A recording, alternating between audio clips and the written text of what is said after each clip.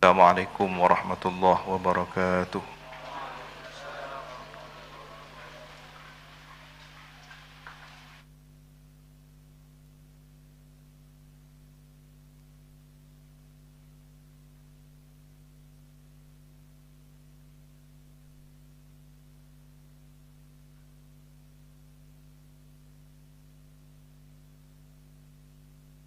Bismillahirrahmanirrahim. Alhamdulillahi rabbil alamin. Wa bihi nasta'inu ala umuri dunya waddin. Wassalatu wassalamu ala ashrafil anbiya'i wal mursalin. Sayyidina Muhammad wa ala alihi wa sahbihi ajma'in. Qala rabbi shrah li sadri wa yassir li amri. Wahlul 'uqdatam min lisani yafqahu qawli, amma ba'du. Inna asdaqal hadithi kitabullah wa khairal hadi hadiyu sayyidina Muhammadin sallallahu alaihi wasallam wa syarrul umuri muhdatsatuha wa kullu bid'atin dhalalah wa kullu dhalalatin finnar. Allahumma inni a'udzu bika an adilla au udalla au azilla au uzalla au adlima au udlama au ajhala au yujhala alayya. Wa sallallahu ala sayyidina Muhammadin wa ala alihi wa sahbihi wa sallam. وبسند المتصل إلى الإمام الفقيه الأصولي النحوي المفسر جلال الدين محمد بن أحمد بن محمد بن إبراهيم المحلي وإلى الإمام الحافظ المؤرخ الأديب المحقق المدقق جلال الدين عبد الرحمن ابن أبي بكر ابن محمد ابن سابق الدين الخضيري السيوطي رحمه الله تعالى ونفعنا بهما وبعلومهما وبأسرارهما وبأسرار سائر الصالحين. اللهم افتح لنا فتوح العارفين. اللهم انفعنا بما علمتنا وعلمنا الذي ينفعنا وزدنا علما والحمد لله على كل حال. إلى تفسير قوله تعالى أعوذ بالله من الشيطان الرجيم. وإذ قال موسى لقومه اذكروا نعمة الله عليكم إذ أنجاكم من آل فرعون يسومونكم سوء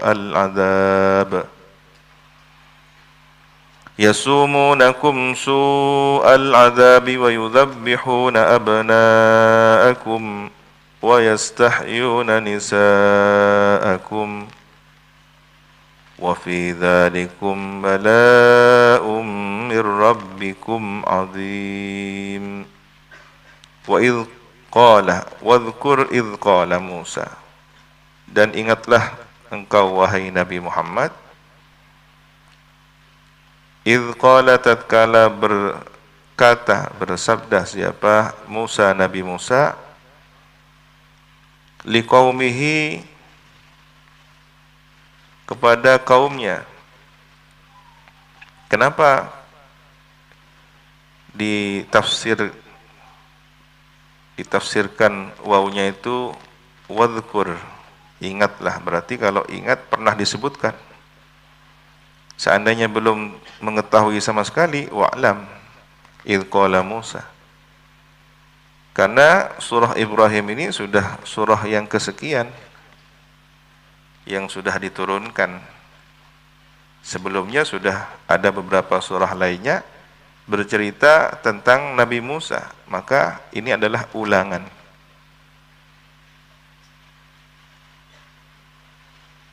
Ingatlah wahai Nabi Muhammad tatkala berkata atau bersabda siapa Nabi Musa kepada kaumnya, uzkuru nikmatallah. Ingatlah oleh kamu sekalian akan nikmat Allah alaikum atas kamu sekalian. Idz anjakum min ali fir'auna, tatkala telah menyelamatkan siapa Allah kum kepada kamu sekalian min ali fir'auna dari bala tentara Fir'aun. Yasumunakum, merendahkan mereka ali Fir'aun, bala tentara Fir'aun itu, kum kepada kamu sekalian Bani Israel, su'al azabi, merendahkan dengan apa? Akan su'al azab, akan keburukan siksaan, disiksa, dianiaya, sehingga merendahkan martabat Bani Israel. Wa yudhabbihuna abna'akum, dan menyembelih siapa mereka ahli Fir'aun, abna'akum, kepada anak-anak laki, ya, anak laki kamu sekalian, al-mauludina, yang dilahirkan, abna'akum, yang dilahirkan itu kapan kejadiannya? Ya, ketika menjelang kelahiran Nabi Musa.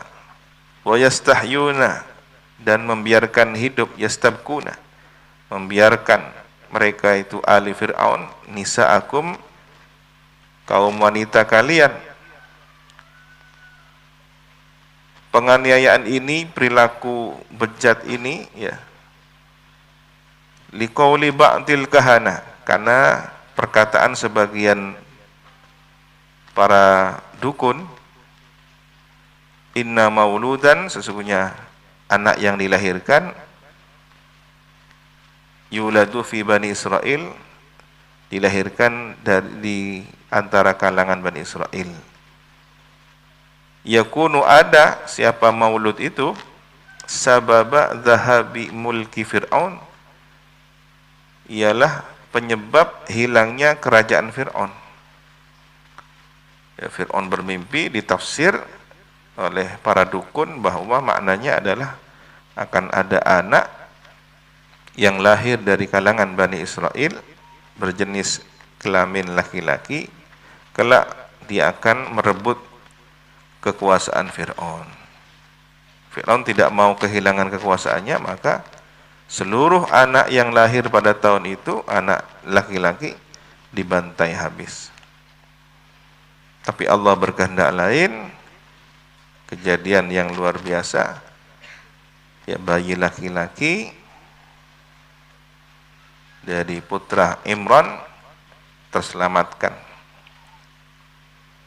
yang kemudian oleh kakak perempuannya dihanyutkan ke sungai Nil. Sambil terus dipantau dari kejauhan ke arah mana bayi lelaki adik kandungnya itu terbawa arus sungai. Ternyata jalan takdirnya masuk ke wilayah istana Fir'aun. Jadi sungai itu memang dialirkan, ada kanal yang memasuki istana Fir'aun. Berarti istana Fir'aun ini di pinggiran sungai Nil.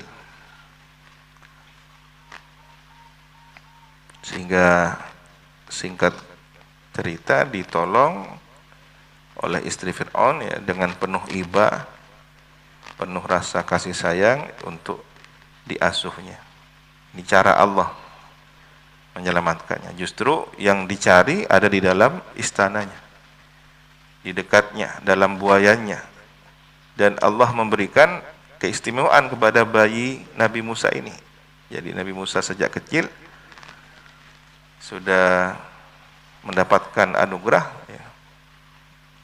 Siapapun yang memandangnya akan senang, ya, akan senang.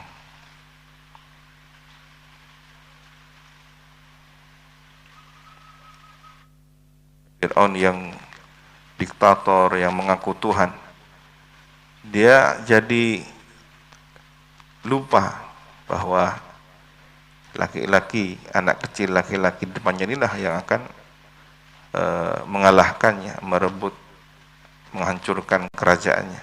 Tetapi justru Fir'aun luluh perasaannya dan mengambil anak. Wa fi dzalikum, dan dalam hal yang demikian itu, al-inja'i awil adzabi, inja ya penyelamatan dari bala tentara Fir'aun dan siksaan derita di masa lalu. Balaun, ujian. Adapun ujian ya bala in'am, ujian kenikmatan, au bala ibtila, ujian kesengsaraan. Jadi ada dua jenis ujian di dunia. Ujian berupa kenikmatan, ujian berupa penderitaan. Ada orang yang lulus dari ujian penderitaan, tapi dia tidak lulus dari ujian kenikmatan.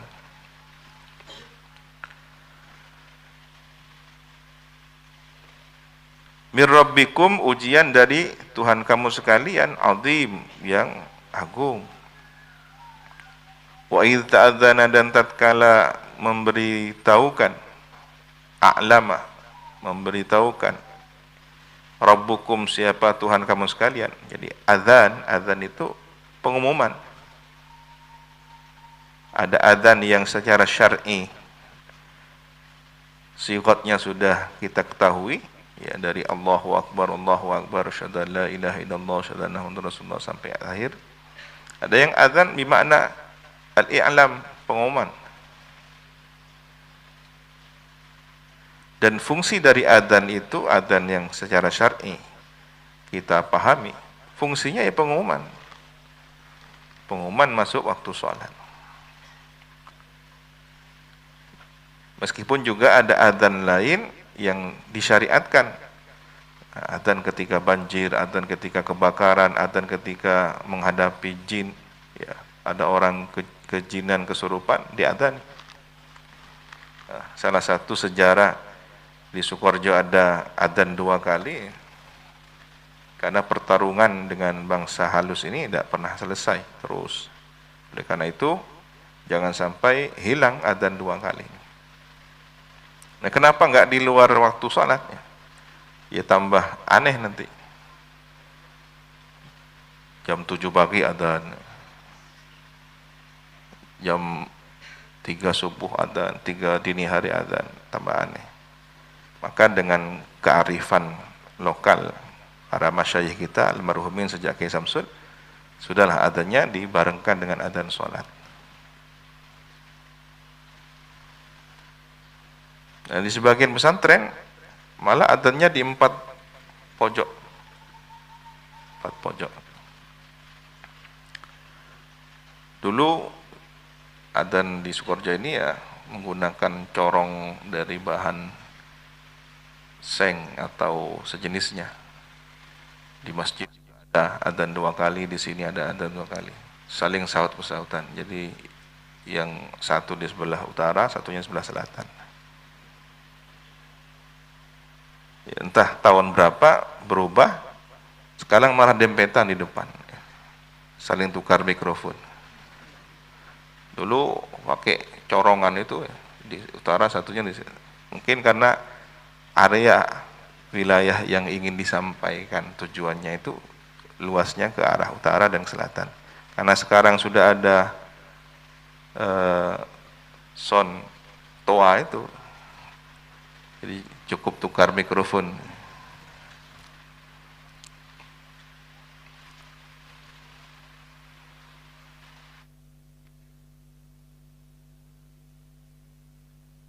Dan itu tidak diwariskan kepada para santri yang akan menjadi alumni. Lihat situasi, malah tak kerujuk masyarakat. Di sini ya karena diuntungkan oleh sejarah. Belum ada masyarakat, sudah ada pesantren. Jadi bersamaan masyarakat itu dulu di Sukoharjo, bukan di samping sebelah timur atau di selatan ya. Di selatan sudah ada penduduk, di timur sudah ada penduduk, tapi Sukoharjo ini yang sekarang menjadi dusun ya, sekitar pesantren sekarang ini itu masyarakat yang dibangun oleh Kiai Samsul. Ada keluarganya Kiai Samsul dari Pamekasan, ada keluarganya Nyai Saidah dari Sumeneb ya. Begitu di zaman Kiai As'ad ya juga itu, ada keluarga Kiai As'ad, ada keluarganya Zubaidah, terus ada 2-3 generasi hingga hari ini. Nah, sejarah ini harus juga dipahami oleh santri.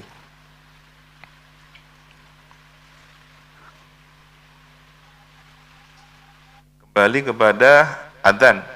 Ya, jadi adzan ada makna adzan syar'i, ada adzan bermakna pengumuman, i'lam. La in syakartum, ini pengumumannya. Ya, Allah Subhanahu wa taala mengumumkan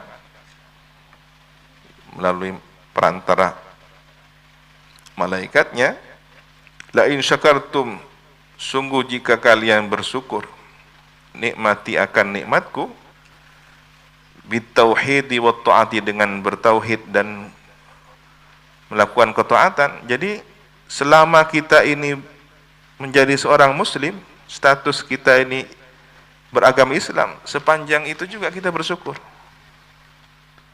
Sepanjang kita ini taat melaksanakan perintah agama, sholatnya, puasanya, zakatnya, hajinya, maka sepanjang itu pula kita bersyukur. Nah, inilah mengapa kemudian ada sahabat bertanya kepada Nabi, wahai Nabi, kenapa engkau masih beristighfar, engkau masih beribadah sholat sunat ya sampai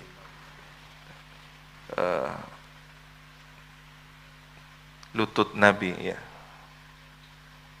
kata orang Jawa apa, abu, membengkak, terlalu banyak sujud sehingga yang tidak kuat fisiknya, semangatnya luar biasa sampai fisik Nabi terlihat tanda-tanda membengkak. Jawaban Nabi, apakah aku tidak ingin menjadi hamba yang pandai bersyukur? Jadi Nabi yang sudah diampuni dosanya, yang sudah terjaga, terpelihara dari berbuat durhaka, ya beribadah dalam tujuan meningkatkan makom syukurnya. Kalau kemudian stabil, tidak ada peningkatan, itu suatu kesalahan di tingkat makom kenabian. Apalagi kemudian turun, itu suatu hal yang sangat tercela dan merugikan. Begitu juga para wali.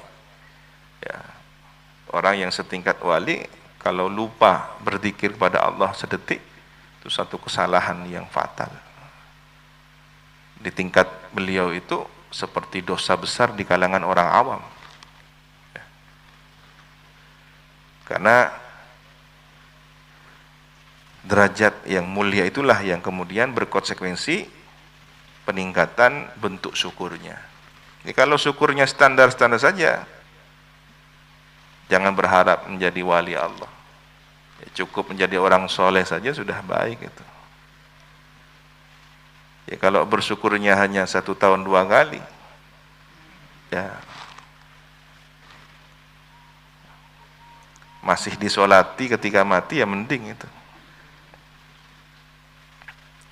Tetapi Allah Maha Pengampun.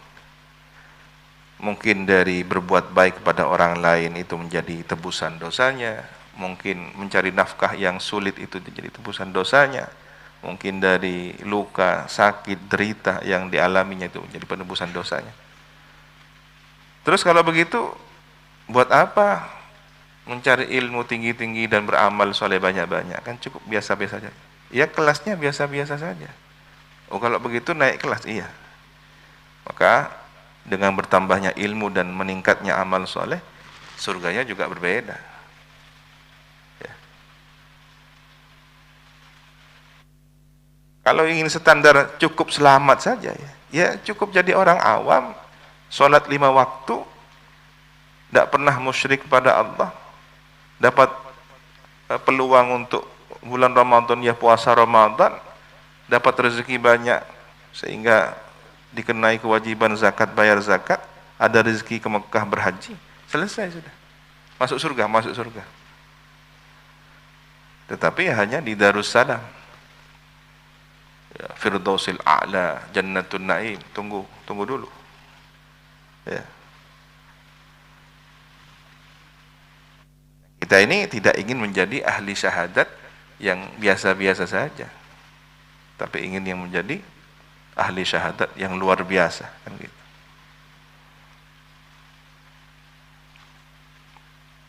Maka kalau ada santri tidak mengamalkan ilmunya, ya rugi. Karena apa bedanya dengan yang tidak pernah mondok, kan begitu. Ada santri pulang tidak mengamalkan ilmunya, apa bedanya dengan yang tidak pernah mondok? Nah itu. Agar berbeda dan berkualitas, agar punya derajat yang lebih, ya fungsi kesantriannya ta'limul ummah, nashrul ilm, menyebarkan ilmu, menyampaikan dengan semangat balighu anni walau ayah, satu ayat pun sampaikan. Maka Anda akan berbeda dengan orang awam. Nah, kalau kemudian bersyukur dengan bertauhid dan taat, la azidannakum, niscaya aku akan tambahkan sungguh untuk kamu sekalian. Ini janji Allah. Jadi tanda-tanda bahwa seseorang itu pandai bersyukur, ada tambahan. Ya. Wala in kafartum, dan sungguh jika kamu sekalian kufur, mengingkari, jahattum, mengingkari kamu sekalian an-nikmata, kepada nikmat, bil kufri, dengan kekufuran, wal maksiyati, dan dengan kemaksiatan, la u'adzibannakum, niscaya aku siksa kamu sekalian. Ini ancaman Allah, dalla alaihi, menunjukkan atas siksaan itu. Firman Allah selanjutnya, inna adzabi lasyadid, sesungguhnya siksaanku lasyadid, sungguh sangat pedih.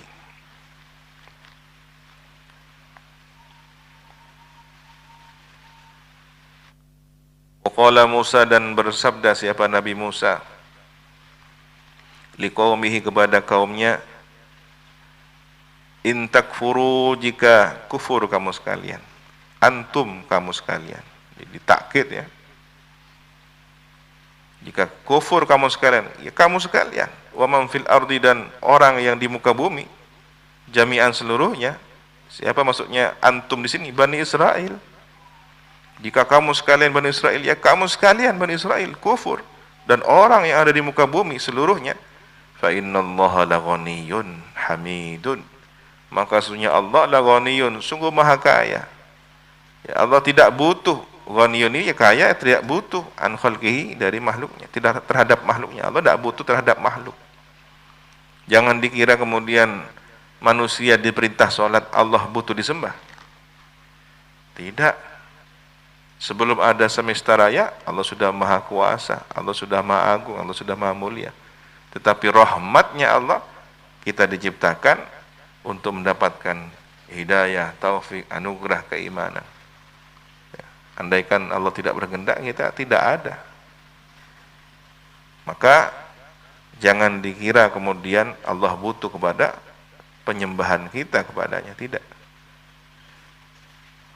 Laghaniyun an khalqihi, hamidun, lagi terpuji, fi sun'ihi, dalam ciptaannya, dalam ciptaan Allah, bihim, terhadap mereka. Jadi Allah mencipta makhluknya itu ya merupakan sifat hamid, terpuji. Maka ketika kita melihat, mensyukuri nikmat yang ada dalam diri kita sebagai ciptaan Allah, atau menikmati rezeki yang Allah ciptakan untuk kita sesuai dengan asma Allah Hamidun, maka kita bertahmid, alhamdulillah, alhamdulillah.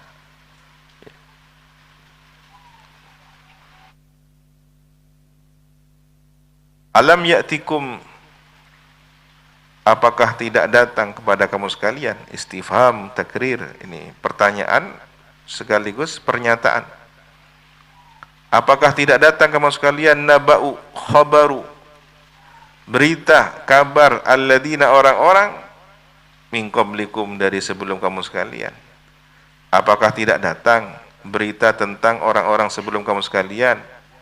Siapa? Qaumi Nuhin wa Adin, kaumnya Nuh dan kaumnya Ad. Qaumi Hud, Ad itu kaumnya Nabi Hud. Wa Thamud, dan kaum Samud. Siapa kaum Samud? Qaumi Salihin, kaumnya Nabi Saleh. Ada apa dengan tiga kaum ini? Kaumnya Nabi Nuh, kaumnya Nabi Hud, kaumnya Nabi Saleh. Pelajaran berharga. Sebagaimana yang sudah berlalu di surat Hud ya. Di situ dimusnahkan oleh Allah Subhanahu wa taala, sehingga ketika surat Hud menceritakan azab dan kemurkaannya, nabi yang derajatnya insan kamil merasa bersedih ya, mendengar kisah orang-orang yang jauh dari rahmatnya Allah. Insan kamil ini kan sudah derajat ridha, radiyatan mardiyah ya, jauh melampaui nafsu-nafsu yang masih dalam berproses itu, sudah di atas segalanya, derajat tertinggi. Maka ketika mendengar ceritanya orang-orang yang tersiksa, teradab karena kedurhakaannya, ini menjadi penyebab kesedihan Nabi, sampai difikirkan, berubanlah kemudian Nabi memikirkan itu. Apalagi mendapatkan beberapa pertanyaan, kalimat-kalimat yang menunjukkan betapa jauhnya mereka orang-orang yang diazab itu pada surat Hud kemarin. Ada kalimat yang di situ diulang-ulang dalam beberapa ayatnya.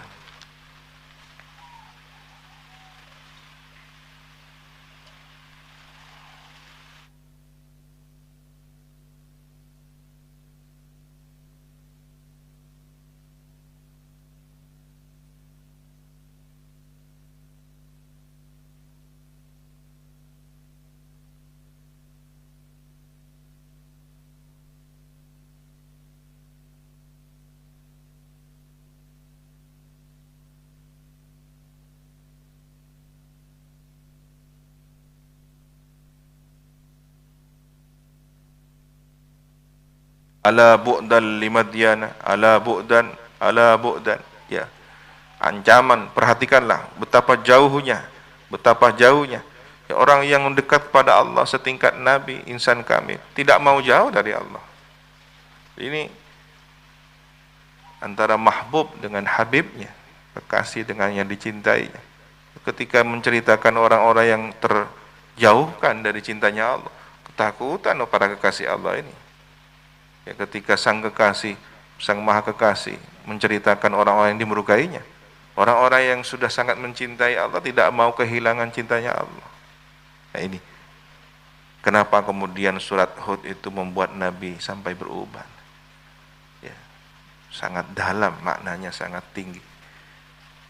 Dan orang yang belum memahami cita rasa semacam ini berpikir, apa ya ceritanya kaum disiksa, apalagi yang meragukan tentang adab Allah ya, tidak ada efek ketakutan sama sekali.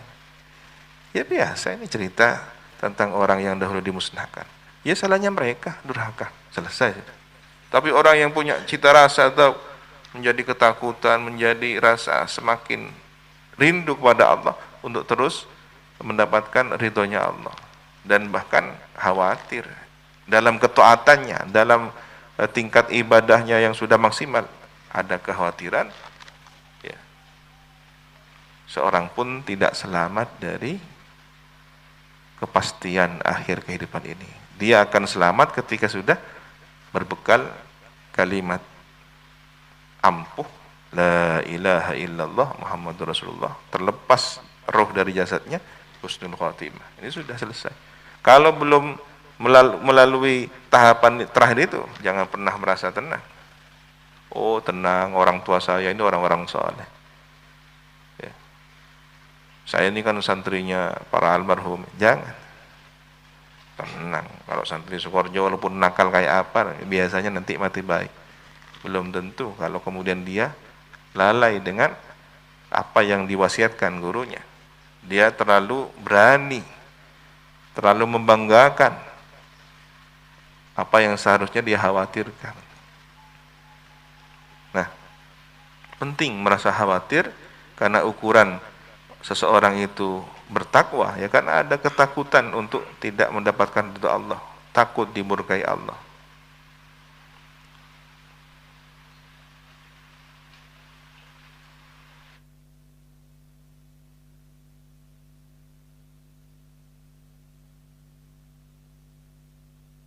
Walladzina min ba'dihim, dan orang-orang setelahnya,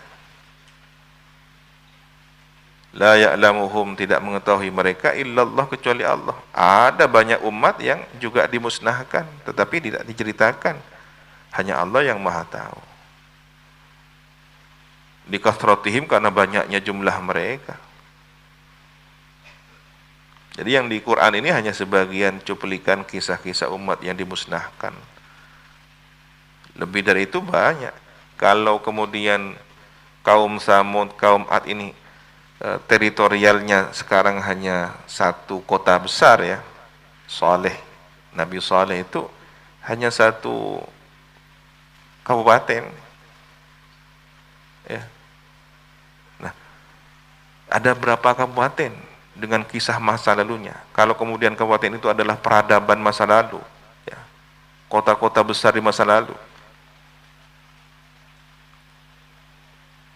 Sukoharjo ini, Sumberjo, di Banyu Putih, ada berapa situs?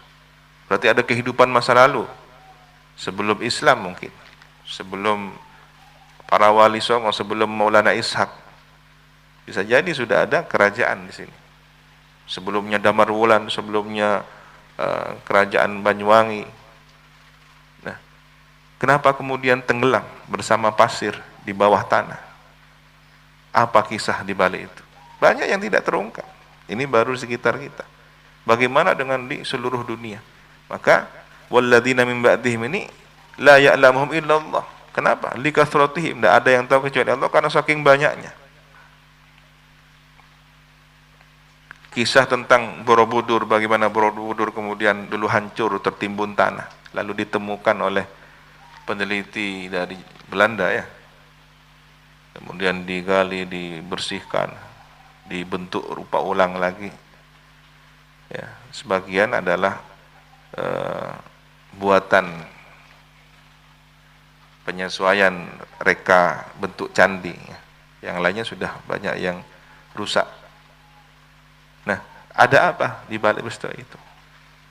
Ada kaum yang durhaka kepada Allah kah yang kemudian dimusnahkan?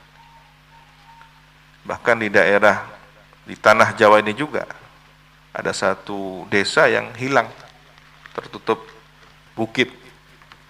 Dikisahkan bahwa desa itu tidak ubahnya seperti umat di zaman Nabi Lut, Gomorrah dan Sodom, ya, yang kemudian tertimbun gunung.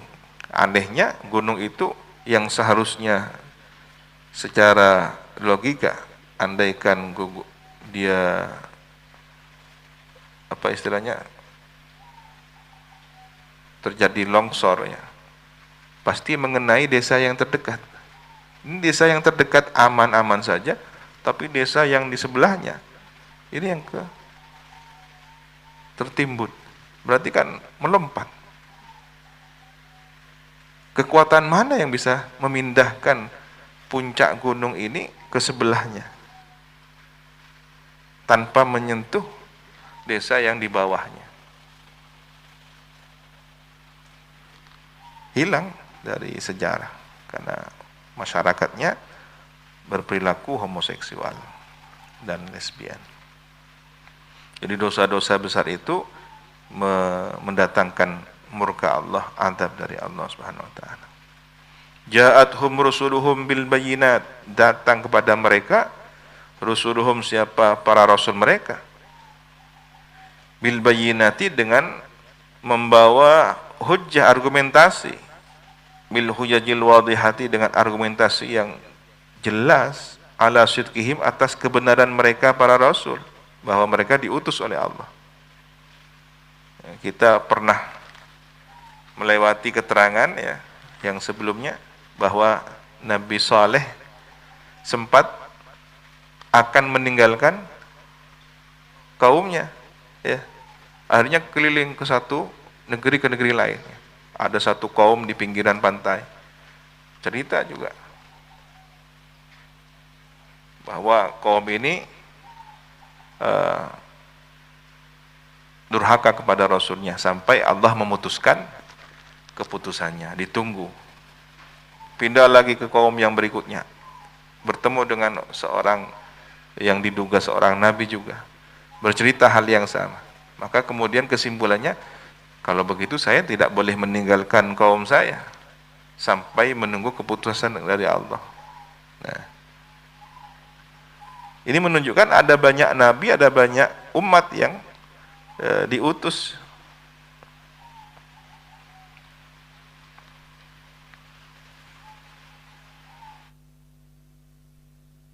Faraddu al-umam aydiyahum, maka kemudian mengembalikan atau menolak aydiyahum, tangan mereka, fi afwahim, tangan mereka di bibir mereka, ai ilaiha, didekatkan ke bibirnya, li'addu alaiha, digigit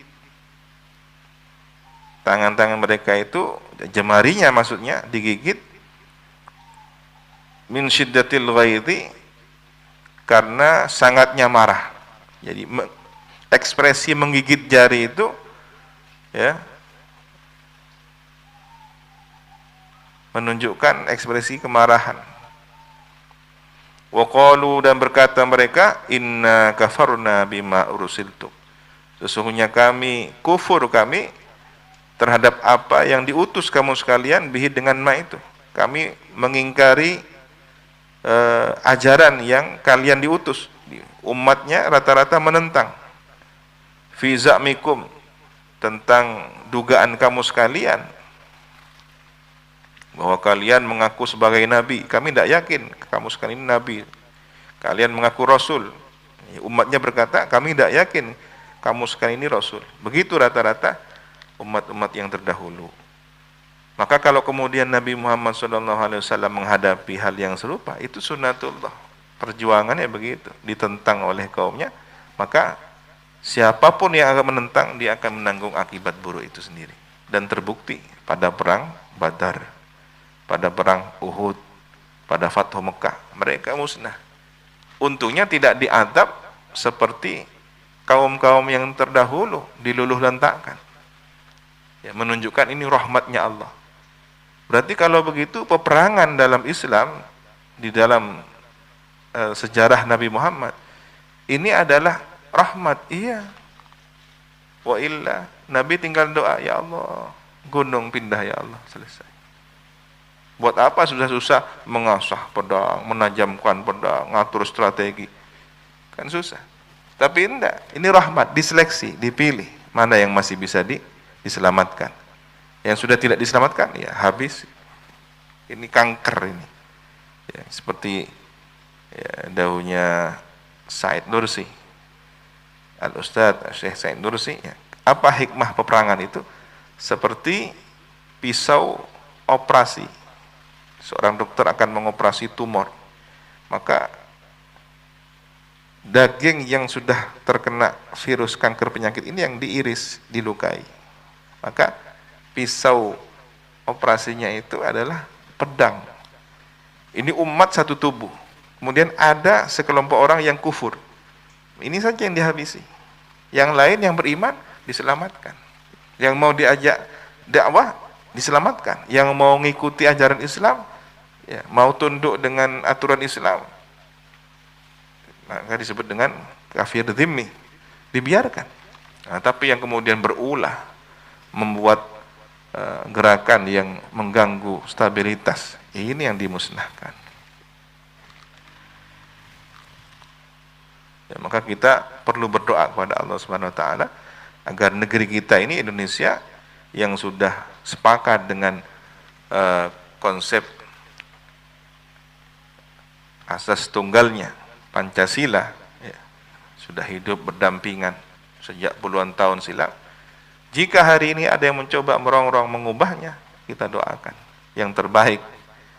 Kalau hanya gara-gara segelintir orang, ya, mending yang segelintir orang ini sudah diselesaikan akhir kehidupannya, ya, demi jutaan orang. Ya. Ada segelintir orang yang ingin memiliki negeri ini sebagai warisan. Galak TV. Tidak dinikmati bersama, tidak dirawat bersama, dimiliki. Nah, ini yang merugikan. Ya, mereka yang perlu didoakan. Doa yang terbaik menurut Allah. Kalau sudah diselesaikan saja, ya selesaikan saja. Jangan diperpanjang kehidupannya. Kecuali Allah menghendaki mereka diberi hidayah dan taufik. Wa inna lafi syakkin, dan sesungguhnya kami sungguh berada dalam keraguan, ragu terhadap pengakuan kalian sebagai rasul, mimma tad'unana, terhadap apa tad'unana yang mengaku kamu sekalian kepada kami, ilaihi, terhadap ma itu muribun, ragu kami, muqi'un fir raibati, jatuh dalam keraguan kami. Kami tidak percaya kamu sekalian itu rasul. Begitu umat-umat yang terdahulu.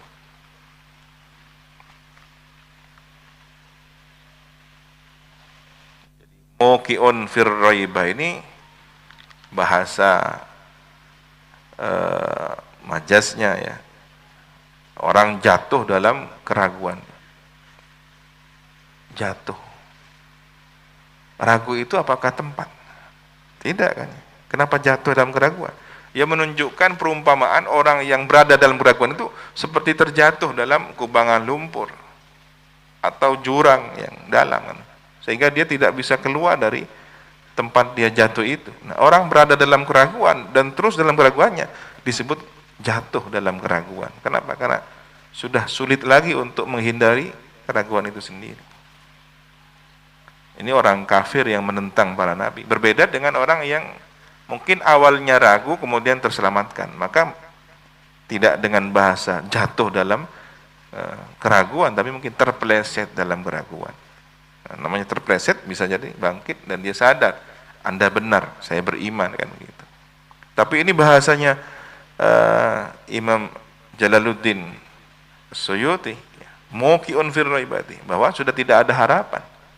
Mereka orang-orang kafir sudah membantah, menentang kerasulan mereka, para utusan Allah Subhanahu wa taala itu. Qalat rusuluhum, berkata siapa para rasul mereka, afillahi syakkun, apakah tentang Allah ragu? Adakah keraguan tentang Allah? Ini istifhamu ingkar, pertanyaan ingkar. Aneh kalau ada orang meragukan tentang Allah. Aila syakka fi tauhidi, tidak ada keraguan tentang tauhidnya Allah, Maha Esanya Allah. Maka jangan pernah diubah ketuhanan yang Maha Esa itu. Ini sudah final. Ya, bahasanya Hadratul Marhum Mbah As'ad, Pancasila final. Nah, kalau kemudian ketuhanan yang berkebudayaan, mau dimanakan ini? Mau digiring kemana? Ya. Jadi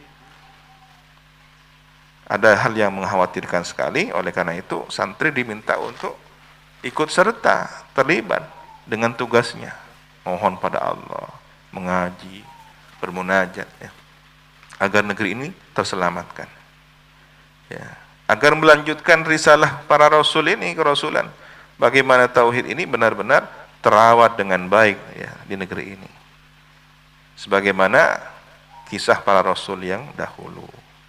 Jadi para rasul itu mempertanyakan, afillahi syakkun, apakah ada keraguan tentang Allah? Jawaban mereka kepada para umatnya, liddalailidz zahirati alaihi, karena dalil-dalil yang jelas atas ketauhidan Allah. Adanya semesta ini, adanya sang pencipta semesta, fatiri. Ini lanjutannya, khaliqis samawati wal ard, pencipta petara langit dan bumi. Adakah keraguan dengan Allah yang menciptakan langit dan bumi? Langitnya ada, buminya ada. Apakah kemudian diragukan penciptanya?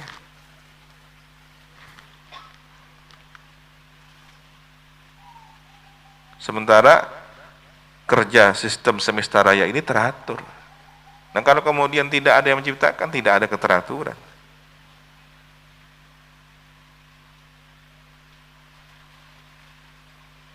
yad'ukum ila ta'atihi, yang mengajak, menyeru Allah Subhanahu wa taala kepada kamu sekalian itu ila ta'atihi, untuk mentaatinya. Liyaghfira lakum min dzunubikum, agar supaya mengampuni Allah lakum, kepada kamu sekalian. Min dzunubikum, terhadap dosa-dosa kamu sekalian. Min di sini zaidah. Fa innal Islam, maka sesungguhnya Islam, yaghfiru bihi, atau yughfaru, diampuni, bihi, dengan sebab Islam. Apa yang diampuni dengan sebab Islam itu? Ma, dosa, qablahu, sebelum Islam. Jadi kalau ada orang kufur, berbuat bergelimang dosa, setelah masuk Islam bersih suci, seperti terlahirkan kembali.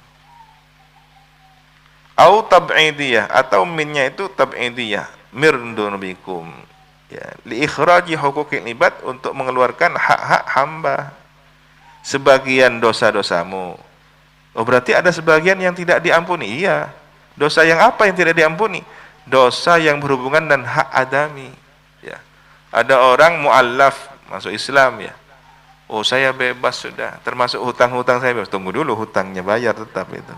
Anda tetap masuk Islam, diampuni dosa-dosanya, tapi yang berhubungan dengan Allah Subhanahu wa taala, yang tidak sholat, yang mengkufuri Allah, dahulunya mencaci Allah, dahulunya tidak yakin dengan salat, puasa, haji, seluruh syariat, hukuk, ya, bainal abd, bainallah wa baina nafsihi, antara Allah dan dirinya, maka diampuni hubungan itu. Tetapi yang kemudian zalim kepada saudaranya, ada hubungan kisos yang harus ditegakkan, ada hutang piutang, ya tunggu dulu.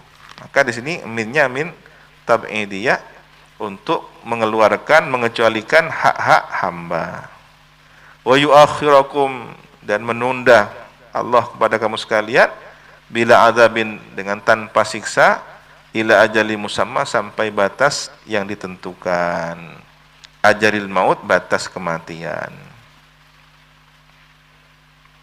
Qalu, berkata mereka, kaum itu, umat itu, in bimakna ma antum, tidaklah kamu sekalian para rasul, illa basyarun, kecuali manusia biasa, mithluna, seperti kami.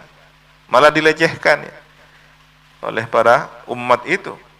Setiap rasul setelah menjelaskan tauhid tentang Allah Subhanahu wa taala, malah dilecehkan. Dua apa pada manusia? Tak usah kita yang kinyator masalah bangiran. Manusia pada manusia. Ia pun malaikat kok norah. Kalau gitu. Jadi minta mereka itu, kenapa tidak malaikat saja yang diutus? Ya, seandainya Allah mengutus malaikat, pasti dirupakan dalam bentuk rupa manusia, karena ini bentuk keteladanan.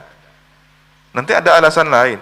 Saya tidak bisa niru. Kenapa malaikat tak bisa tiru? Alasan lagi. Ini sudah manusia, sudah bisa ditiru, masih juga mangkang, tidak mau diikuti, kan gitu. Apalagi malaikat.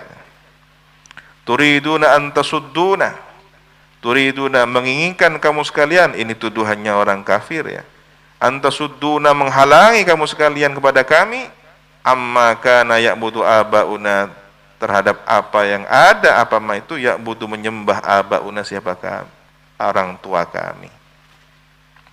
Kalian itu, wahai para rasul, hanya ingin menghalang-halangi cara peribadatan kami, cara penyembahan kami, menyembah Tuhan-Tuhan kami, berhala kami, minal asnami, dari para berhala itu. Fa'tuna, maka datangkanlah kepada kami, bisultanin mubin, dengan suatu kekuatan yang nyata, minta mukjizat, ya, hujjatin zahirah, bukti yang jelas, ala sidqikum, atas kebenaran kamu sekalian para rasul. Ayo tunjukkan mukjizat. Qalat lahum rusuluhum, menjawab lahum, kepada mereka umat itu, rusuluhum, siapa? Para rasul mereka. In nahnu, ma nahnu, tidaklah kami itu, illa basyarun, kecuali manusia biasa, mithlukum, seperti kamu sekalian. Kama qultum, sebagai kamu sekalian berkata. Lu katanya tadi kami ini manusia biasa, kok malah disuruh minta mengeluarkan mukjizat, gimana sih? Ya, kami ini kan manusia biasa. Kalian sendiri yang bilang barusan. Ya. Walakinallaha, tetapi Allah yamunnu ala man yasha, memberi anugerah kepada orang yang berkehendak Allah, min ibadihi, dari hamba-hambanya. Ya, kekuatan itu bisa terjadi atas izin Allah ketika Allah menganugerahkannya kepada orang yang dikehendakinya. Kalau saya dikehendaki oleh Allah, maka terjadilah mukjizat. Nah, ini cara mengembalikan alam pikirannya orang yang sudah musyrik itu, yang kafir itu, kepada tauhid. Tadinya dikatakan, sudahlah, tidak usah ngajak bertauhid, tidak usah ngajak beriman kepada Allah. Kamu ini siapa? Sama dengan kita manusia. Kalau kamu benar sebagai Rasul, tunjukkan mukjizat, kekuatan yang hebat. Loh, katanya kami ini manusia biasa, tapi disuruh menunjukkan kekuatan yang super, yang hebat. Ya kan, seperti ucapan kalian, kami ini manusia biasa, kecuali Allah memberikan izin. Ada kekuatan yang lebih. Min ibadihi, ini dari hamba-hambanya, bin nubuwati, dengan kenabian. Allah pilih anugerah yang diturunkan itu kepada orang yang dikehendakinya, ya. Dengan apa? Dengan kenabian. Nah, maka kenabian ini disertai hal-hal yang di luar logika. Turunlah mukjizatnya.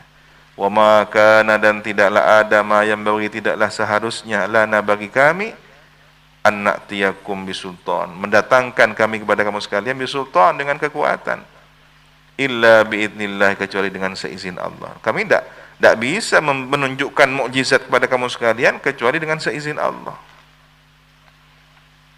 Ini bukan urusan request, ya. Request, tolong pancurkan dari tanganmu satu rasa teh, satu rasa kopi. Mohon maaf, ini bukan warung, kan begitu. Ini perintah dari Allah. Kalau Allah tunjukkan, bulan terbelah. Kalau kemudian Allah tidak tunjukkan, ya enggak. Ada di antara permintaan kaum itu dituruti. Ada yang tidak dituruti, tapi dalam bentuk lain, ya. Dalam bentuk lain. Seperti tongkatnya Nabi Musa yang berubah menjadi ular itu, bukan atas permintaan Fir'aun dan para penyihir itu. Sebelum bertemu Fir'aun, Allah tunjukkan bahwa tongkatnya Nabi Musa sudah bisa berubah jadi ular. Kemudian kedua telapak tangannya dihimpit di ketiak Nabi Musa, lalu bercahaya. Tidak atas permintaan kaumnya. Jadi banyak mukjizat itu memang atas petunjuk Allah. Memang di antaranya ada yang kemudian atas permintaan kaumnya. Seperti permintaan siapa? Para sahabatnya Nabi Isa, yang disebut dengan Hawari. Wahai Nabi Isa, tunjukkanlah kuasa Allah, mukjizat yang Allah turunkan kepada engkau, berupa, ini sudah request, pesanan, hidangan, kami mau makan, nanti kami akan bersyukur pada Allah. Ditegur oleh Nabi Isa, jangan begitu, terserah Allah. Tapi kemudian minta turun, ya. Langsung tersaji dari surga. Tujuannya apa? Ingin menambah keyakinan.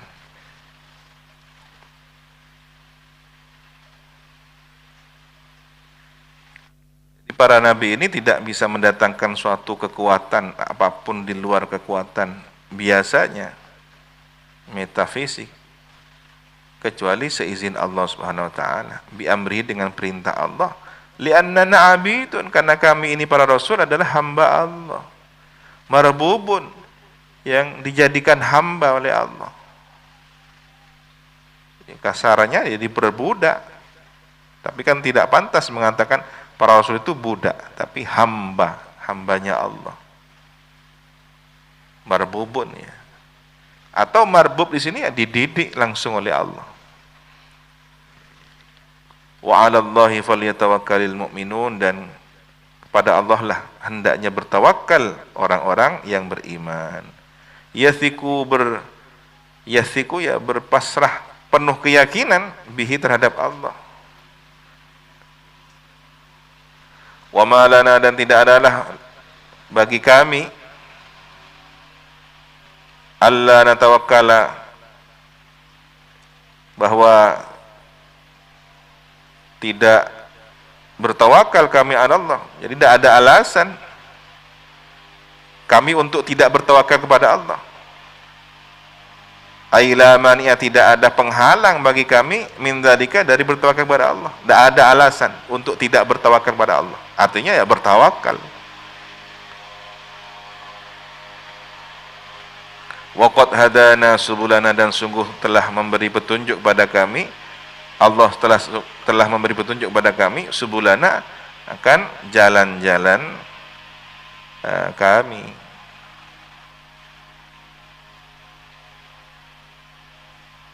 Ini ada sabil, ya, ada sirat, ya. Kalau siratam mustaqim, sirat ya satu. Tapi kalau subul banyak. Nah, jalan kebaikan itu menuju agama Allah banyak. Salat, puasa, haji, zakat, sedekah, muamalah dengan manusia. Ini jalan-jalan. Tapi agama Allah, siratal mustaqim, hanya satu. Tidak ada bentuk jamaknya. Wala nasbiranna ala ma adaitumuna, dan sungguh nasbiranna, akan bersabar kami, dan demi sungguh akan bersabar kami, ala ma adaitumuna, atas gangguan kamu sekalian kepada kami, ala adzakum, atas gangguan kamu sekalian, wa 'ala Allahi, dan kepada Allah lah falyatawakkal, maka hendaklah bertawakal al mutawakkilun, siapa orang-orang yang bertawakal.